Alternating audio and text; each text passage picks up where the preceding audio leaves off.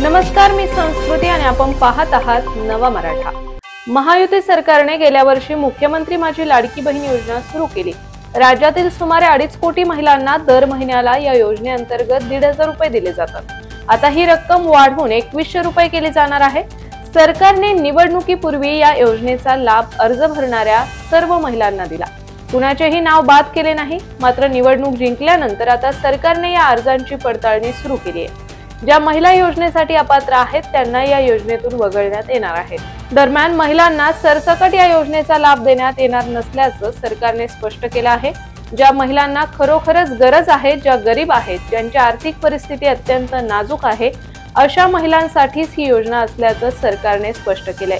त्या दिशेने सरकारने कार्यवाही सुरूही केलेली आहे। तर आता आपण पाहूयात या योजनेचा लाभ कोणाला मिळणार नाही।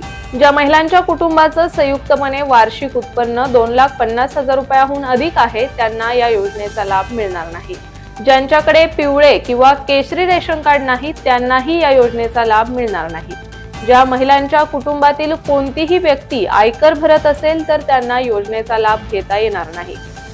ज्यांच्या घरातील एखादी व्यक्ती शासकीय किंवा केंद्रीय सेवेत असेल तर अशा महिला लाभार्थी ठरू शकत नाही। ज्या व्यक्तीला पेन्शन मिळत आहे त्या महिलाही या योजनेचा लाभ घेऊ शकत नाही। ज्या महिलांना सरकारच्या एखाद्या योजनेतून 1,500 रुपयांचा लाभ मिळत असेल तर त्या महिलांना योजनेचा लाभ मिळणार नाही। घरात ट्रॅक्टर किंवा 4 चाकी वाहन असेल तर योजनेचा लाभ मिळणार नाही।